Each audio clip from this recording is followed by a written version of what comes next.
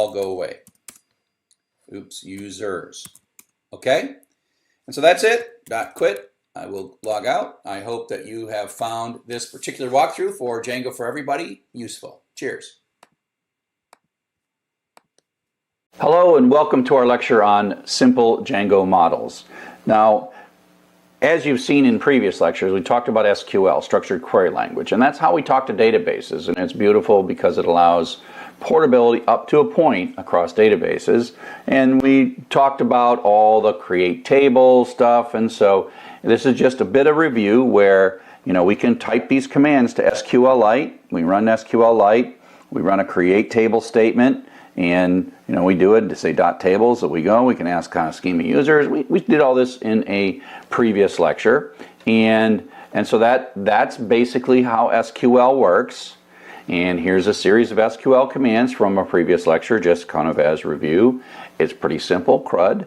Now, one of the problems is as I mentioned, is that different databases like Postgres and MySQL do all this stuff identical, but then some more subtle things like how foreign keys work, which we'll learn in a bit, or how they do limits, like pulling like 25, next 25, next 25. That's a little bit different. And so if you want to build an application that talks across more than one database, you got to think a little bit. And one solution to this, also to kind of limit the fancy SQL you have to learn, I like to say that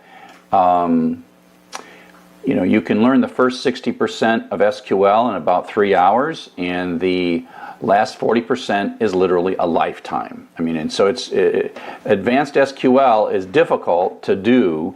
It's really hard to teach a class in advanced SQL. I can teach you advanced features, but then there are so many features that you just can't learn in a class because which database you're using, and they're different for every database. So one thing that's happened in the past decade or so is the emergence of what's called object relational mappers. And that is you have the physical database layer, and then you have SQL, which is an abstraction. It's an imperfect abstraction. And then Django builds another abstraction on top of that called object relational mappers. So we just create a Python object and we ask that to be placed in the table. Now the object may have a name and an email address and a birthday or something in it. It can have all kinds of data in that object, and then that maps into a name and an email address, and we have to tell it, like, do we want this to be indexed, and all these other kinds of things. We communicate through the ORM. So we leave the ORM alone. Now in Django, as we get more advanced, you can also sort of bypass the ORM because the way the objects are mapped into the tables is predictable. The names of the columns is predictable. And so it's kind of like it's a shortcut for, I like to think it's like the 80% of the most common things you do with a database are easily done with an object relational model, but object ORM. But ultimately, once you get to the more advanced things, you tend to not be able to do that with an ORM. You get to the point where writing the SQL is easier than using the ORM. But for about 80%, writing ORM code is way easier than writing the SQL. The other thing that ORM does is it allows you to have multiple databases, because the ORM code inside of Django knows the difference between SQLite, Postgres, and MySQL. And so you could actually start an application that uses SQLite during all your development, and then when you deploy it to production, you just go like, you know what, let's just use MySQL or Postgres instead. And that's quite cool. I find them limiting, and so I want you to know both how to use objects and how to use SQL, but understand that most of what you're going to do is to use the object relational mapping, and we get a lot of power with this. So if we look at sort of the way we communicate to the database, or the way we define the database, in SQL we create a table, and that right there is portable, but once you start doing things like adding auto increment columns and things like that, it stops being portable. And so that's the way we do it. But in Django, the way we do this is we have a file called models.py, and it's in the application folder. And then we are going to use object orientation. So we're going to, from Django.db, that's a package, we're going to import models. and models is now a class. And we're going to create a class called user. This is going to be equivalent to the name of the table, and we're going to, in the definition, we're going to extend models.model. And so there's a lot of, this is called extending, it's called inheritance.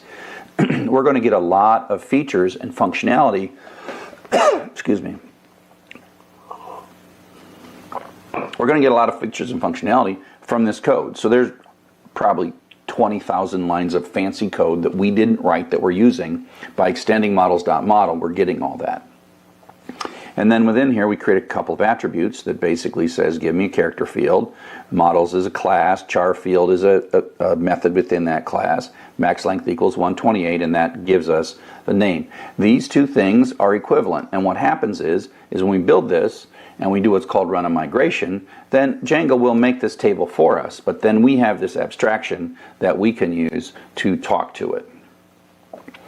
So this is called a migration, and so you have to be in the projects folder.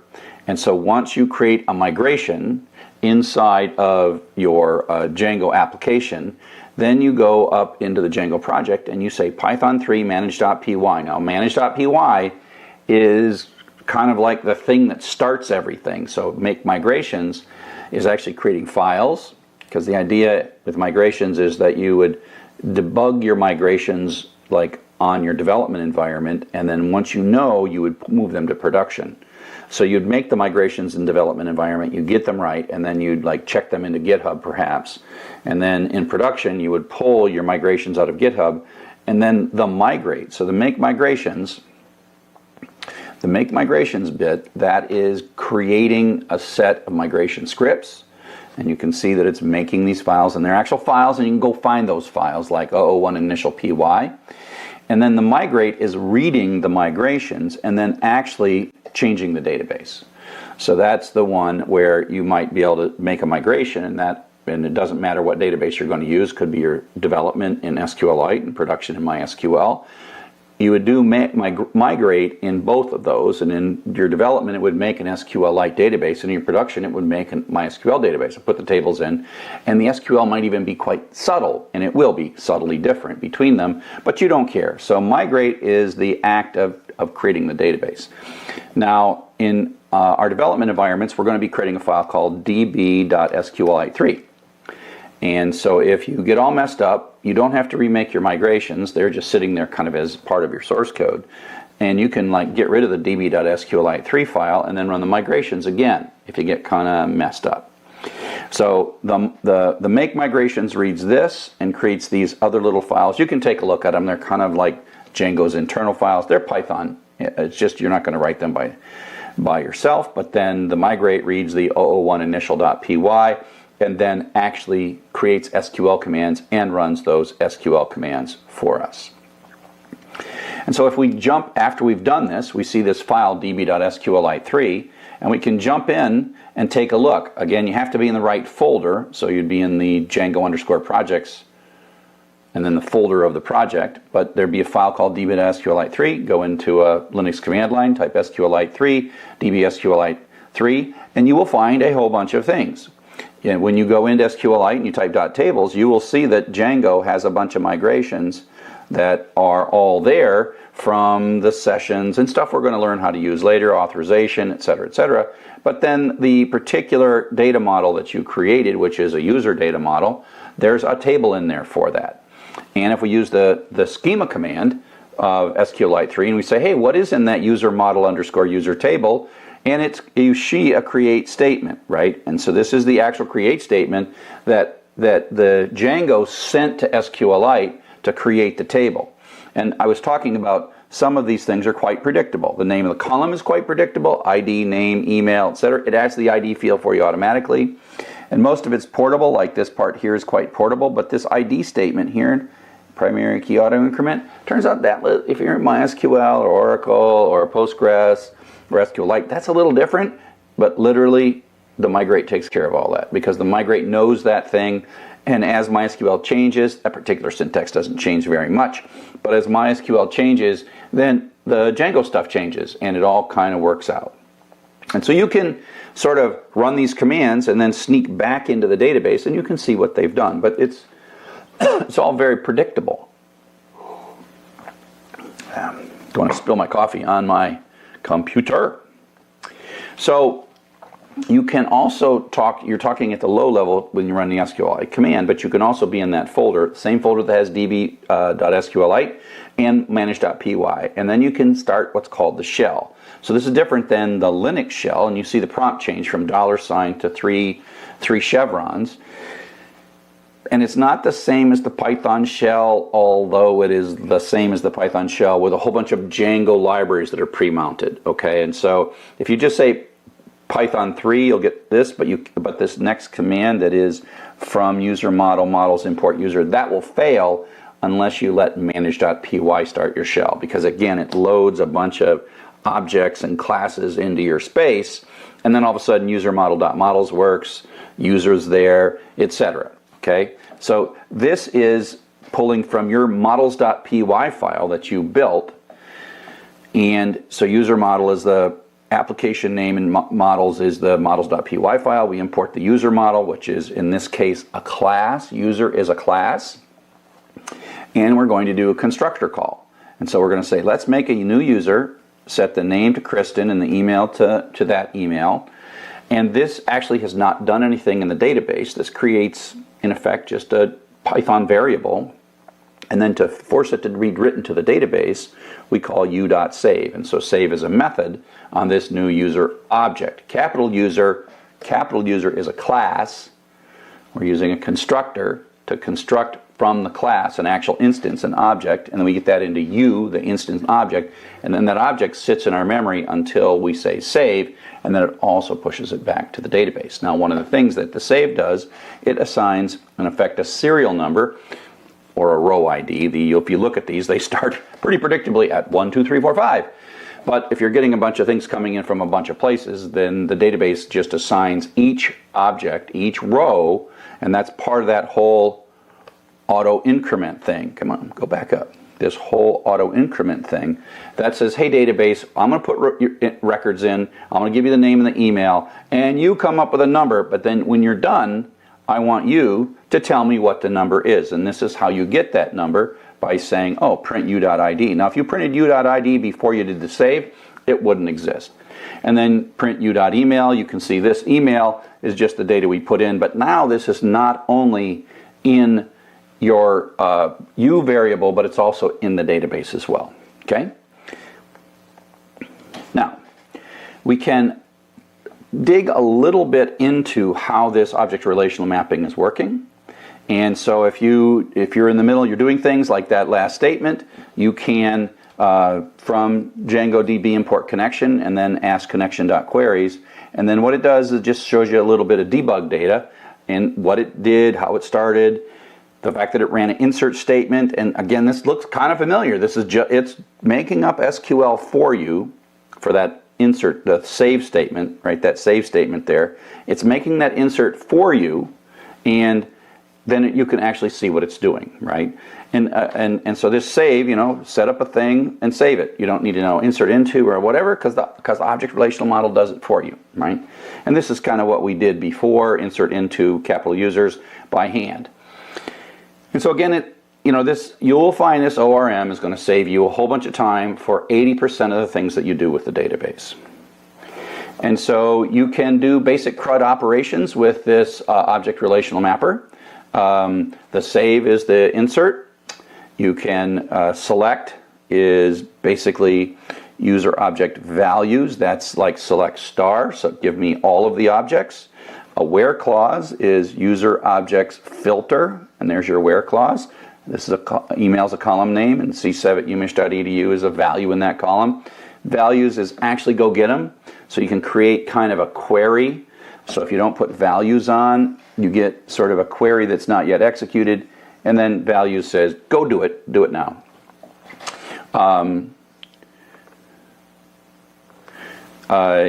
So you can do a different, you can delete something where you say, and so this is a little different syntax. This is kind of a selector that says these are the variables to select, and dot delete says, the rows to select, and then delete those rows. So value says retrieve the rows, delete says get rid of the rows.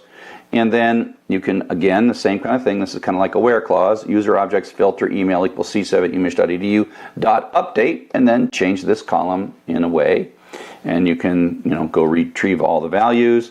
And there are things that correspond to lots of the SQL, like give me all these values, order by email, etc., etc., etc. So it's kind of a one-to-one mapping, and you will. Again, you're going to do a lot of programming using this ORM in Django, and every once in a while you'll sneak down to SQL. And that's why I sort of teach you the SQL first. And there's lots and lots of fields that might not actually be represented exactly the same way in the database. So for example, an email field. Databases commonly don't have email fields. There might be some databases that have emails and others that don't. But because the object relational mapper is a layer between you and the database, and you say, I'd like this to be an email field, then it can add rules and stuff like validity checking, etc., to say, you know what, that doesn't look like an email address. And so there's all of these things, and these are very useful. And later we'll talk about connecting tables, and we'll use things like foreign keys and many-to-many fields and one-to-one fields, and those are less about the data and more about the connections between tables, which we'll talk in coming up soon.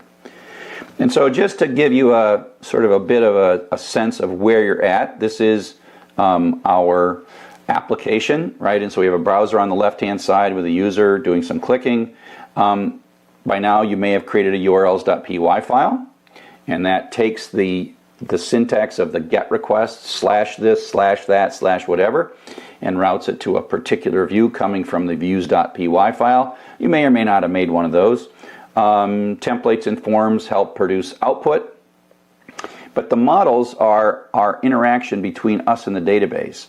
And so the actual code we write in Django can talk through the models to the database, which you may not have done yet, but this shell is talking through the Django models to the database as well. And if you're starting to use the admin user interface, the admin user interface talks to the database through the models, and it's informed by the kind of things that you add to admin.py. If you want to use the Django admin interface and have your model shown a particular way, it's got a bunch of defaults, but often you want to override those defaults, and so that's what you put in. And the model.py file informs this connection between the database, and it also sort of informs the kind of code you write here in a view code in Python or in the Python shell. That's kind of the Django shell, which is a Python shell with all that stuff added to it. Okay, so this model.py is critical to defining our relationship between all of our Python code and the admin user interface and the actual database.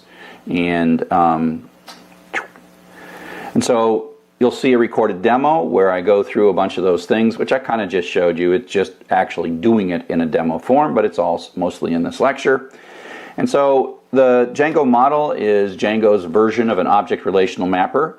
You can write Python code after a while, especially if you have an IDE that can show you what objects have and stuff. It's a lot easier to write, whereas SQL, you have to know it and write it. You gain database portability. You can create these migrations to both build your initial schema in your database and then evolve that schema as your application evolves. That's one of the more valuable things. If you're building straight up SQL, going from like version 1 of your database to version 2 of your database, it is kind of frustrating and difficult. Sometimes migrating and evolving a database is harder than actually writing the SQL code in the first place. And Django gives you right out of the box this really cool administrator interface. The models.py and admin.py informs that. And later we're going to have all this automatic form generation. And so what we're doing here is it seems like we put like 3 lines of code into some file and then a whole bunch of magic happens. And that's really how Django works. And the idea is that way you as the developer can focus on the columns of your database and the forms that you want to put up and spend less and less time sort of manually building HTML that's very sort of brittle and SQL that's less brittle but still brittle. And so that's the idea. And so it's a little hard when you're getting started because the amount of code you write is so small and the amount of what that accomplishes is so great. But after a while, when you get all these little tiny pieces figured out, then all of a sudden you're like, okay, now I want to solve that end user's problem, and you can spend all your time solving that problem rather than just making databases and those kinds of things. So, see you in the next lecture. Cheers.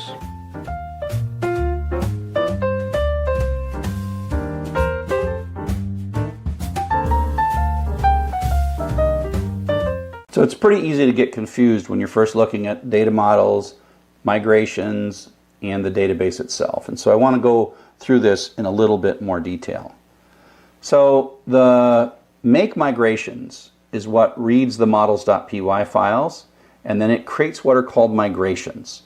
And the key thing is this is guided by the list of applications in settings.py. So if you make a new thing and make a new application, and you edit the models.file and you try to run and make migrations and it doesn't see anything, you're like, what did it just do? Well, did you edit your settings.py? Because there is a thing called installed apps in your settings.py. Now, migrations are portable across databases. This means that the migration is a logical description of what the tables should look like. And they're an evolution. What they mean is like the first version of this table from the first models.py when migrations was first run is 001.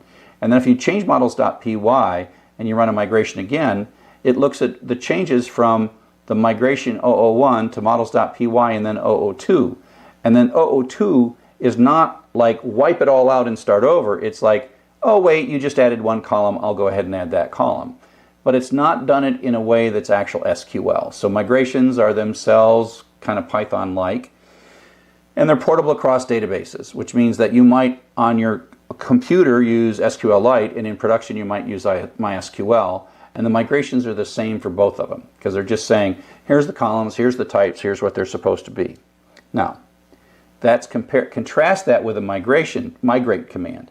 The migrate command reads all the migrations, and then knows what database it's talking to, and runs the SQL commands to create the necessary tables and or evolve the necessary tables. So it looks and says, oh, here's the first migration, here's the second migration, here's the third migration.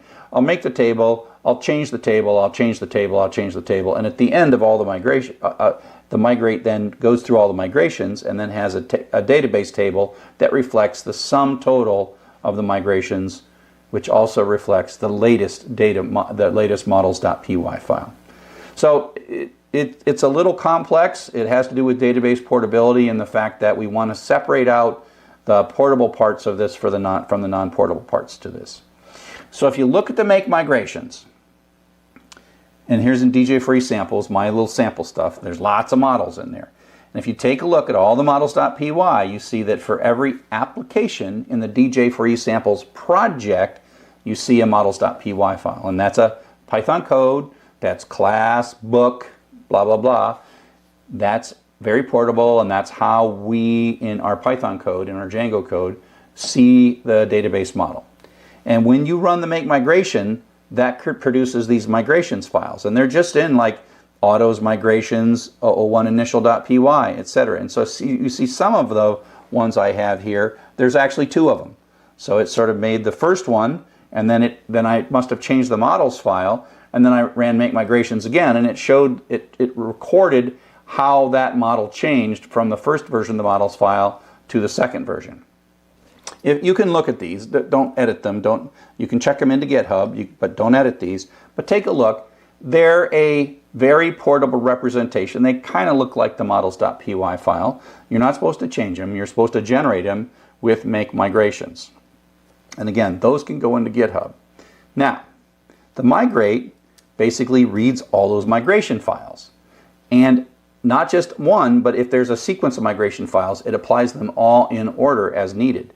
And if the database has the first and second migration applied, but not the third one, it knows that and says, you know what, I'm going to just tweak this database that already exists, that's already running, and then add a column or change the width of a column or whatever it is that you've asked to be done by editing your models.py.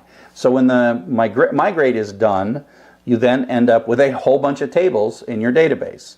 And they're all based on the name of the application and the name of the model within the application. And so somewhere in here is the book one book, book one instance, and book one lang. They're all sitting there. And so those are all the tables. And we took a look at those tables before, but that's the migrate.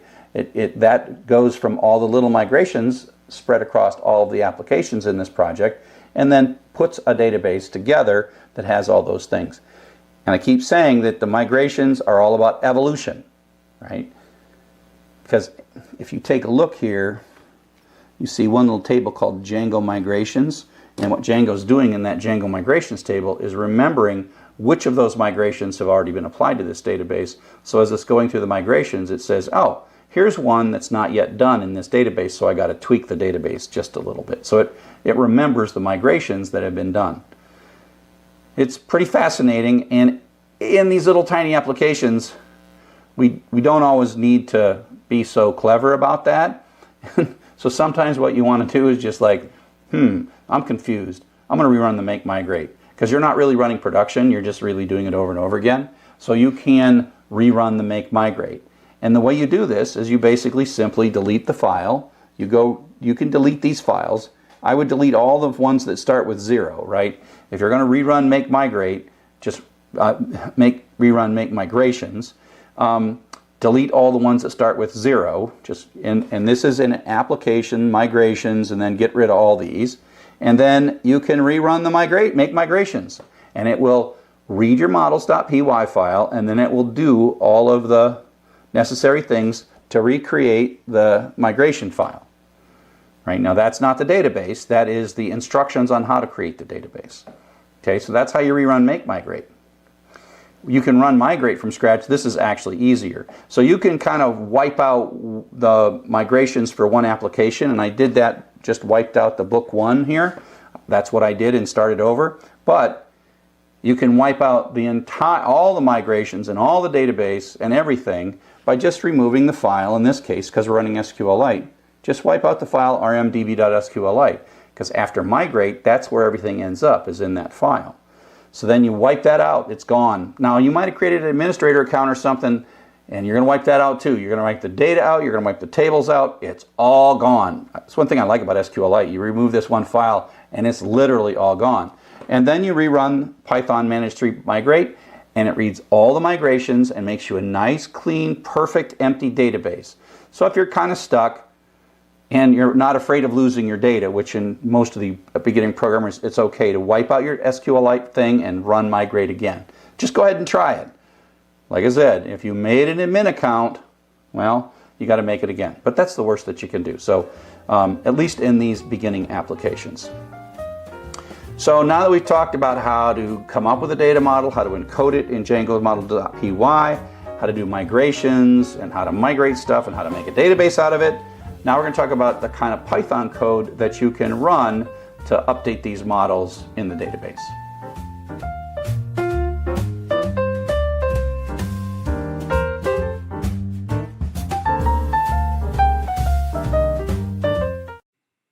Hello and welcome to another walkthrough for Django for Everybody. Right now we're thinking about data models, and I'm going to show you how you can walk through and run this particular little example in the Django shell.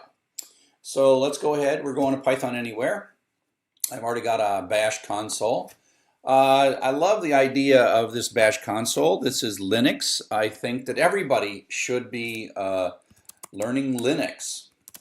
So if I start my home directory, cd ... means go up a folder, ls -l. I got some folders here.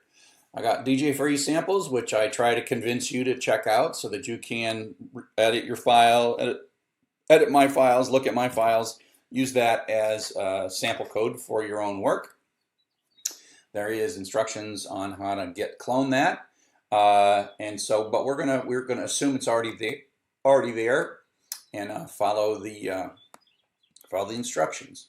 So we're going to go into that folder, CD, and then we're going to type a git pull. And the way this works is this is in GitHub, and that way if I've made any changes or fixed any bugs in my sample code, you've always got the latest code. And I've already done this, but there is a bunch of, so, oh, by the way, I got to switch into my Django 3. I got to switch into my virtual environment. You'll notice I didn't have virtual environment, now I do. And that's because this next command, this pip command, not Django 3. This pip command is going to change the Python configuration, and it's literally best if you do this in a virtual environment, so you're not like messing up your overall Python install on your system, whether it's your desktop or Python Anywhere, with my particular requirements. This is installing a bunch of utility code, etc., etc., etc. And is there some new? It looks like I got some new version here. And most of it's already there from a previous time that I installed all this stuff, but it's good that I ran this to make sure that I have all of the Python requirements needed for this.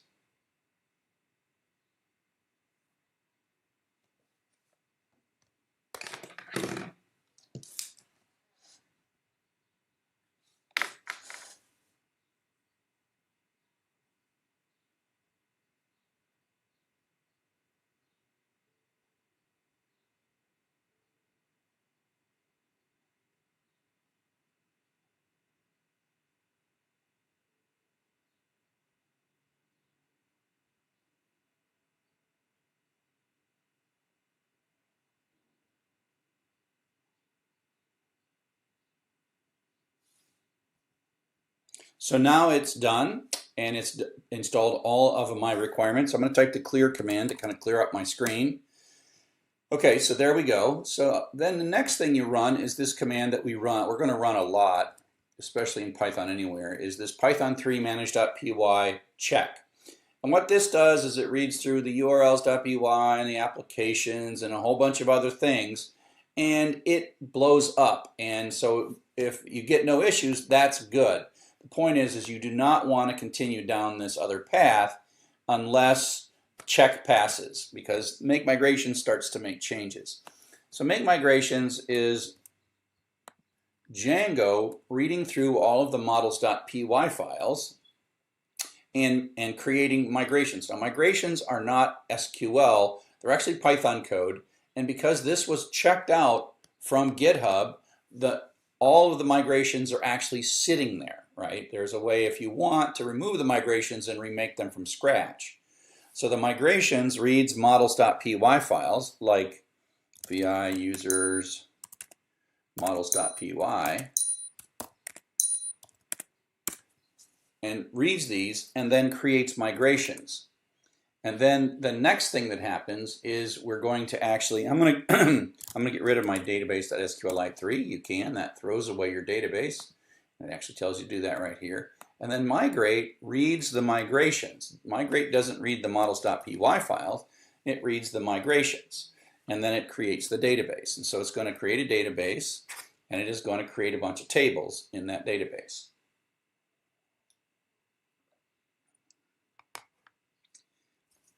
And so you see for each of the applications that I have in this Django project, it's creating a bunch of tables. And so here, for example, is users one initial. That is the table that I'm going to mess with up to that point. So now I've done all this stuff, and it's time to actually run Python manage py shell. So what this is it's like starting Django and loading all the Django libraries and reading all the Django configuration files. So there could be a bunch of errors that happen at this point. And if they are, go back and fix those errors, okay? You can't just like, oh, I think I'll ignore those. This is what the manage py check did. It sort of did that. But now it's like you're in a views.py file, which we'll see in a bit. You can type Python commands that Django, inside Django. It's not just Python, but Python with Django and all of your Django application preloaded. So that's why it takes a bit of time to get to this point. And now it's pretty easy. So now we're going to type Python, right? Now we're going to import the user model, and that worked. And now we are going to create a new user object. So these next two commands are really important. So what that user says, name equals Kristen, email equals, that is going to create a new user model object in Django's Python's memory and give it back to me in the variable u. At this point, it's not stored in the database. So if I say where did this store in the database? Oops, u.id. There is no ID currently because if it was given an ID in the row, it gets a serial number basically of the user after it gets saved. And u.save says, see this u variable that I've got in memory full of data? Well, store it in the database. And now I can say u.id, and I can see that it was stored in the database at position 1, which is exactly what you would expect. These numbers are pretty simple. They start at 1 and they go up, and we'll see as we do a few more folks. Let's put a few more folks in. We'll reuse the variable u. I'm just going to copy and paste all these at the same time. And now I can say u.id for who we're set. u.name is Sally. That's the last one I did. And then u.id is 5. It's the 5th one. So now I have 5 models that have been persisted, stored in my database. Now if I want to retrieve those, user objects. So user is the name of a model. That's actually a class. Objects is a attribute in there which has a method of values. So I can get back all the values, and you see what I get is what's called a query set, but in all intents and purposes it functions like a list, and then in that list there is a series of objects, and it looks exactly like the data that I put in, but it pulled that from the database. And the thing that's in there now is the ID is now in there. So this data has a primary key for every one of the rows that I put in there, and so I can save that. So I can add a filter, and so you'll see this pattern where user objects, and then I sort of throw these things in, and then the dot values comes at the end. And that's because filter is a method that returns a thing that has a method. So this is the values method that the filter returns, and you can just keep putting these together. So I can say this is like a where clause in SQL. So this basically says give me only, and it's a query set, so it's a list, but there's only one object. Now there could have been more than one because we don't have any uniqueness constraints on email. There could be more than one record that matched email c7@umich.edu. You can delete. So this is basically, let's go grab that record, but then run the delete method on that model object, model instance. So this will get rid of the TED record. We can go retrieve all of the objects, and we can see, oh, there they are, but there's no TED. There was a TED before, and now there is no TED. We can update. So let's check this one again. Let's grab that and pull out. So we're going to change this name here. This is in the database, and so we're doing CRUD here. And so we're going to update, create, read, update, and delete. And update's the last one we got to do. We deleted.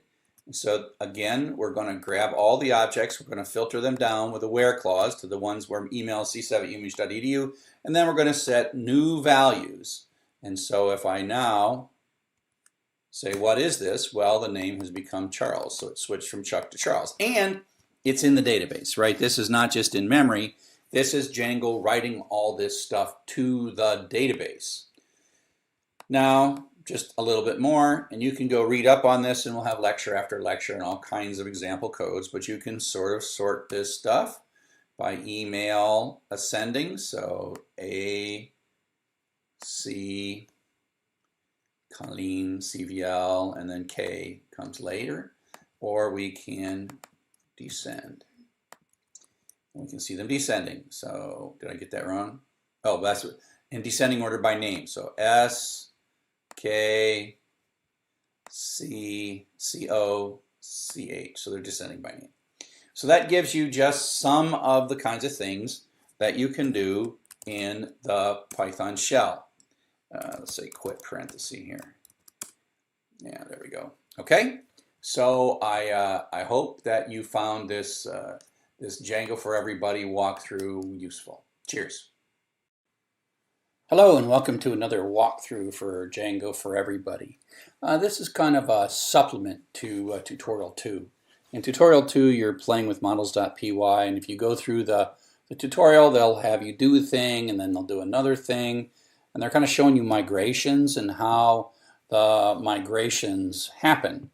And if you get them to have a mistake, if you make a mistake, then you can get to the point where you need help or whatever, and sometimes it's easier to just like wipe out your database. But if you've added a question or added some choices or built models, you got to do all that stuff. But it's sometimes just easier to redo some of those things. So I'm going to show you what to do if your model/database gets messed up, and like your manage.py make migrations and migrate are not doing what you think, or they're giving you weird errors. Now if they're getting a syntax error, make sure you do a Python manage py check right before you declare that your database is messed up.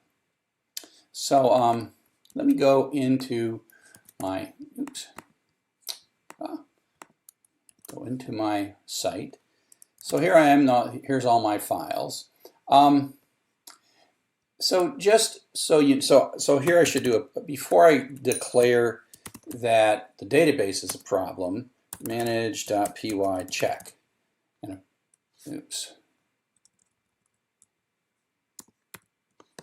Oh, I messed that up.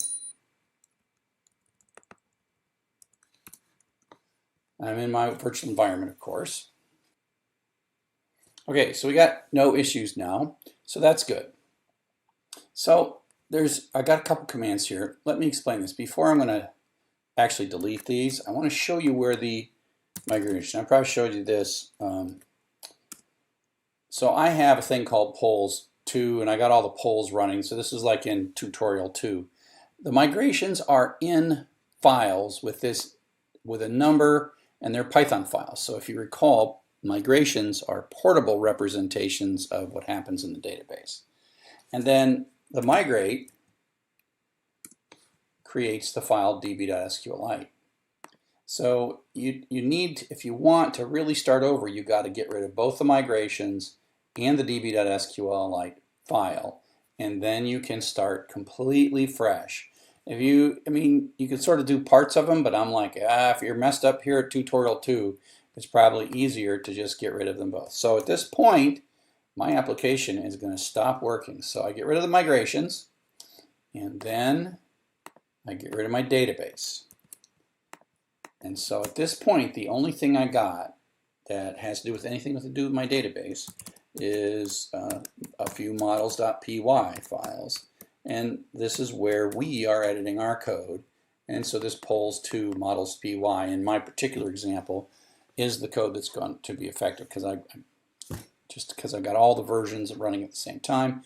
That's why you're seeing this. So the next thing to do is Python 3 or Python manage.py make migrations. So what make migrations is doing is it's reading all these models.py files, and it's writing this file. So I got rid of that file, but now if I do an ls, you'll see that it's come back. And sometimes you might see an 002, etc., and then you throw it away and you make it fresh, and you should only see an 001, and then you can say Python manage py migrate. And then that, well, if you do an ls, let me control C there. If I do an ls, you'll see that there, oh, wait a second, how come that, oh, the db.sqlite 3 is 0 size. So I'm going to do Python 3, or Python manage, sorry, my Mac, migrate. So that's reading these files, plus a whole bunch of other ones, and actually creating databases. And so now if I say ls-l, my db.sqlite 3 is back, and I might have to create a super user. If I created a super user account, then I'm going to have to create one again, right? And so I'm going to do that. ej4e check. umanage.edu.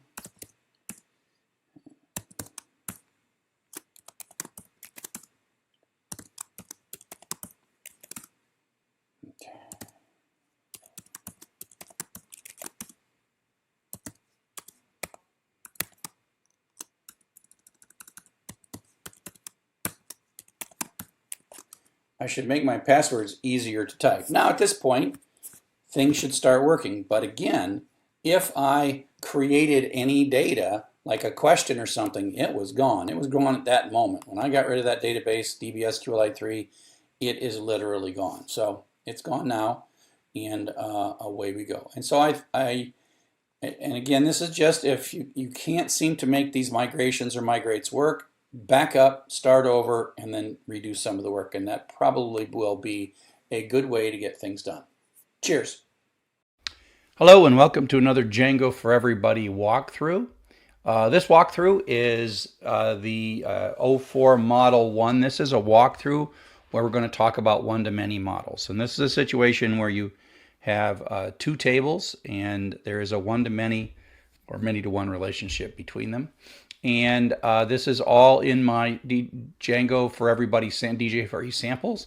You can track it's public, you can check it out. And it's in the tracks project. So I'm going to go into DJ for eSamples, CD tracks. So here's so I've got tracks, I got the tracks model, cat tracks model, models.py. So this is a model. We went through this in the lecture where we built this model. There's an artist, an album, a genre, and most of these are kind of simple.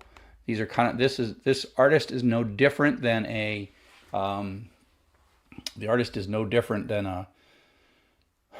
single table, but this album is related to, and this is where this foreign key comes in that says there's an artist field inside the album table that points to a particular artist in the artist model. Okay, so it's the artist that belongs to this album. On delete, set null. That basically means if an artist gets deleted, will the album get deleted? And null equals true means that we allow this to be empty. We allow there to be an album without an artist. That's what null equals true here. On delete means if we delete an artist, do we delete all their corresponding albums or leave them? And this says if an artist gets deleted, we're going to sort of clear out the artist in the album table. The genre table, again, just has a single field. And the track table has two foreign keys, the album foreign key. And what we're going to do here is if we delete, on delete cascade means if album gets deleted, we are going to delete all the tracks. And on delete equals set null for genre means if like a genre like rock and roll gets deleted, we're not necessarily going to delete the track. We'll just have a sort of an empty genre here. So that's what this on delete. It's the on delete of an album entry or a genre entry and how it affects the track entry that we've got. Okay? So we've got this put together here, and we're sitting in here, and we've got our model. We could say Python 3 manage.py make migrations, but since I checked this out of GitHub, the migrations are already in there. And then if I say Python 3 manage py migrate, it'll actually do a bunch of work and make us a database, including all of the tables that are part of the tracks model. So now if I have a DB SQLite 3, and if we were to take a quick look at that, like SQLite 3 db.sqlite, and we say what tables, we'd see there are all these tables, tracks model, album, genre, and track. And if I say like schema, tracks model.track,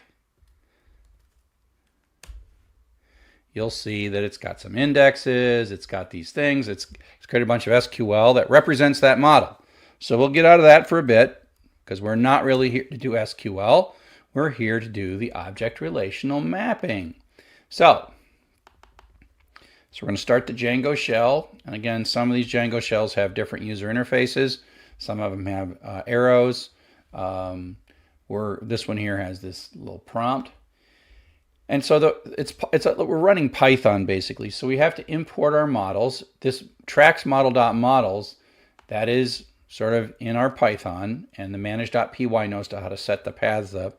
So we're in the tracks project, and we're getting to the tracks model application.models, and we're importing 4 models. Now these are classes that we're now going to start making some objects. And we start by working from the the farthest out leaves of the tree and working inward. And we're going to store all these things in, I'll just grab all three of these. I think it'll paste pretty nice. Yeah. So this creates a new artist in memory with the name of Led Zeppelin. And then I'm going to have this in the variable Zep.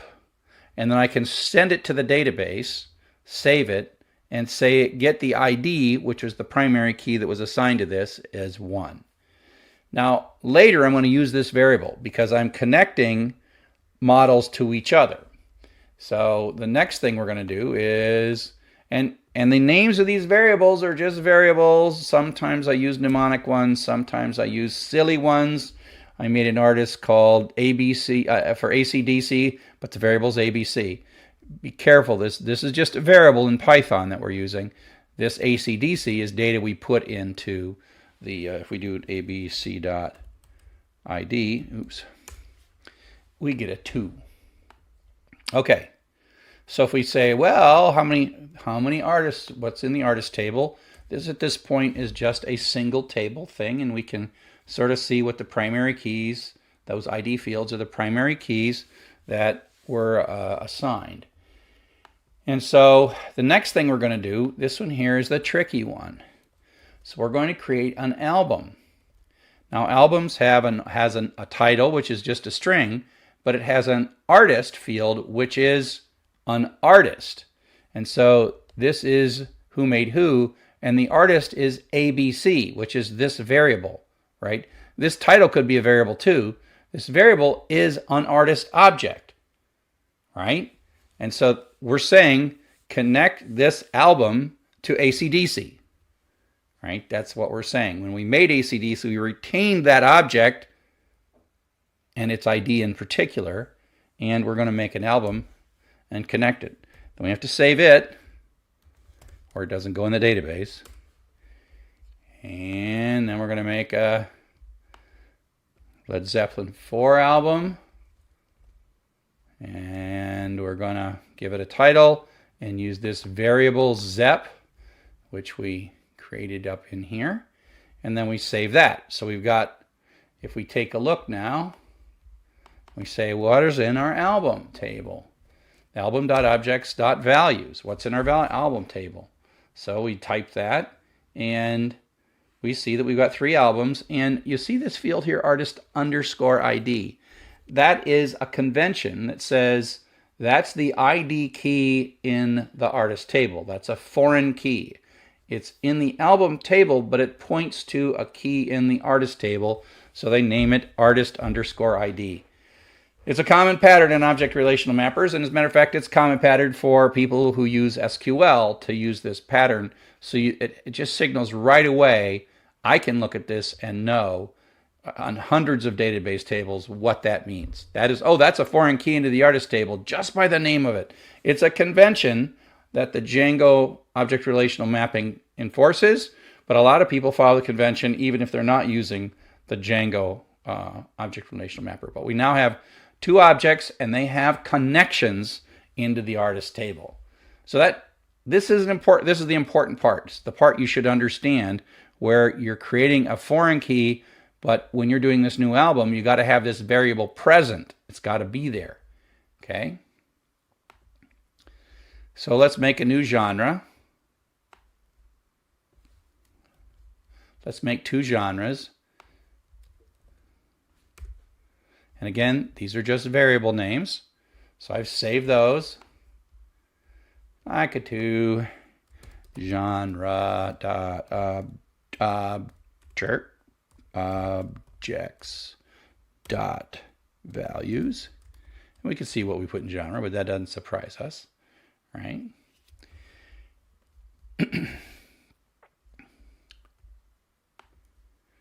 Okay, so now we get to the big deal right here. So we are going to create the track, and the track, if you recall, the track has 2 foreign keys, both a genre and an album.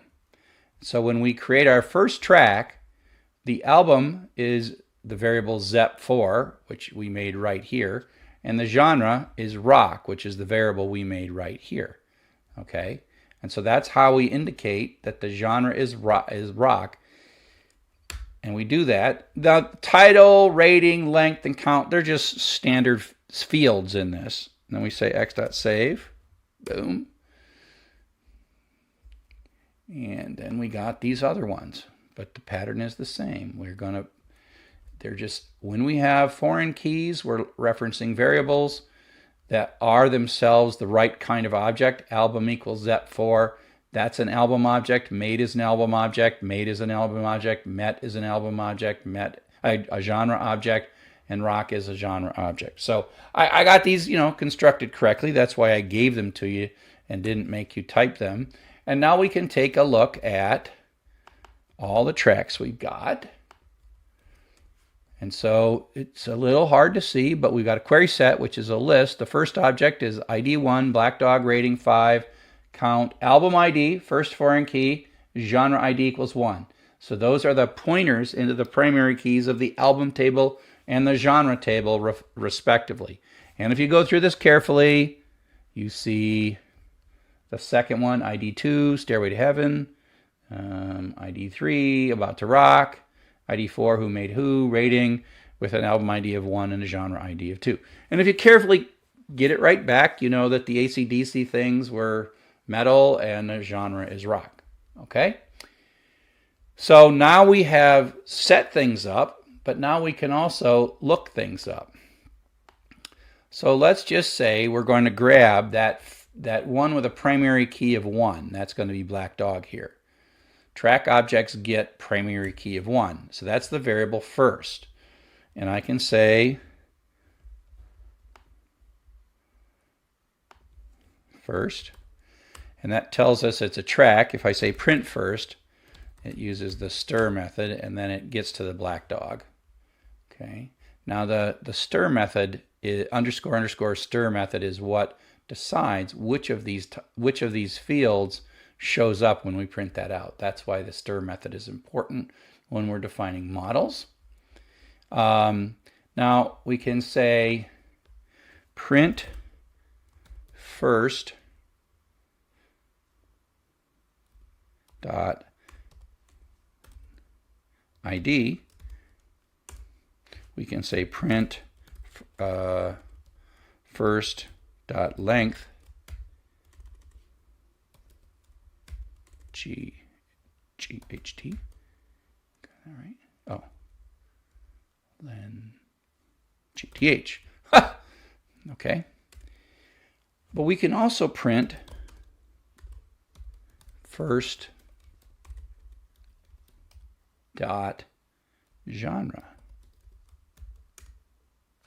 which is rock. We could be even more clear to say first genre name. So first genre is a genre object, and name is an attribute of the genre object.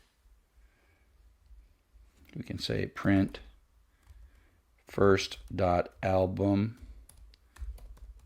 dot artist dot name. So that says first is this object that we've got, which is this object of the track Black Dog, and then album is the album associated with that track, and then artist is the artist associated with the album, and name is the attribute of the column in the artist table. Okay, and so this is an object. First is an object. Album is an object within first, and artist is an object within album, and then name is a column within artist. Okay, so I hope that was interesting to you, so that you could see how a one-to-many data model could be worked with and used in Django. Cheers.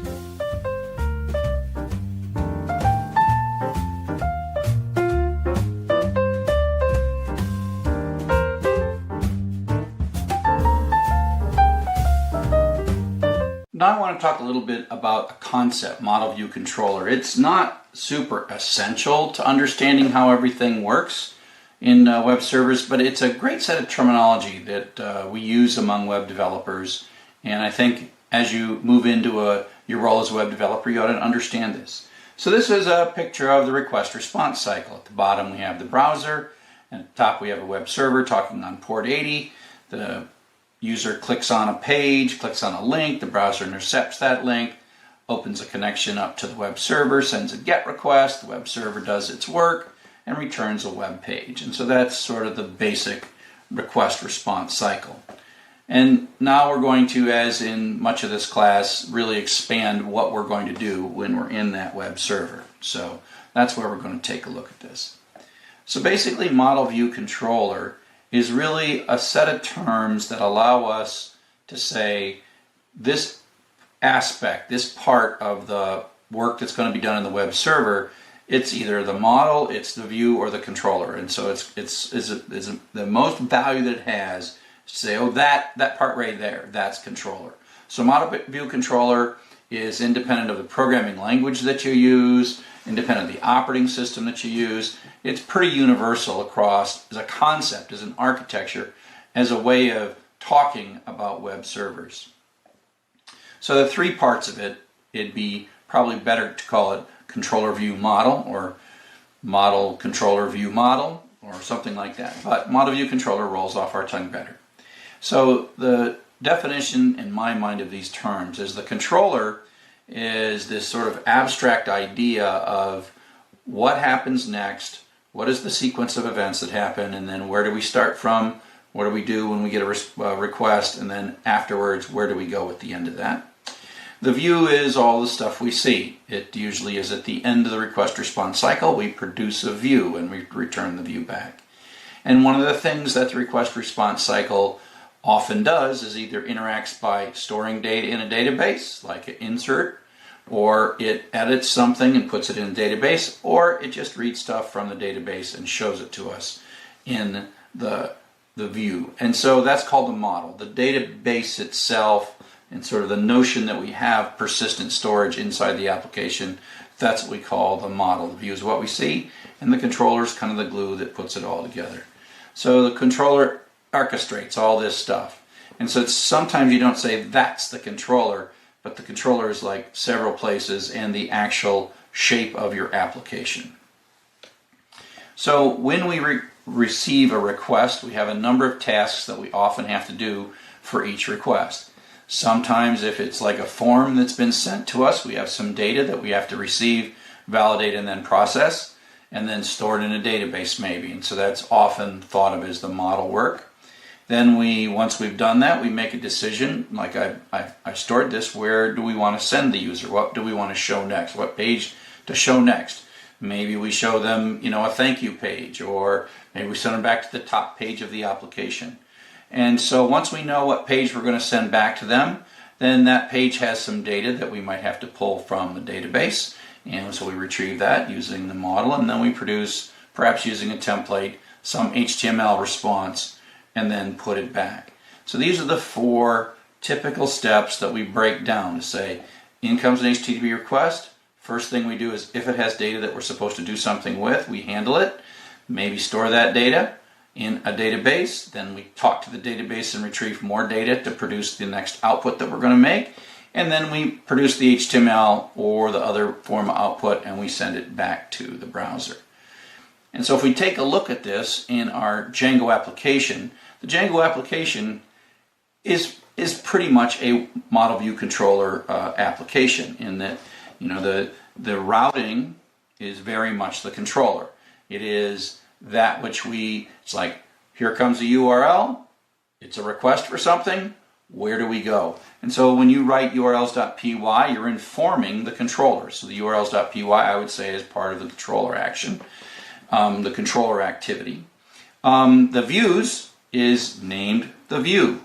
So the view is a little bit controller in that sometimes the view is storing some data in the database. Sometimes that's the job of the view. Here comes some data before the view produces the next output. It actually has to store what came in on this request. And then the view will do some controller activity, like it might decide, I don't want you, this is the wrong page now that we've processed your data. I'm just going to send you over to some other page. That's kind of a controller activity. So it might say, I'll store the data. It might, let's see here, So it might say, here I go, I'm going to store some data, and then I'm actually just going to send you to a different place. I'm not even going to give you any HTML. And we'll talk about that redirect. That's called a redirect in a bit. Sometimes there is no data, and so sometimes you get some data, you route it to the right view, and maybe some data has to be retrieved from the database, merged together, and result is processed. So when we think of views.py, that is to me both the controller and the view production. So sometimes it's making decisions about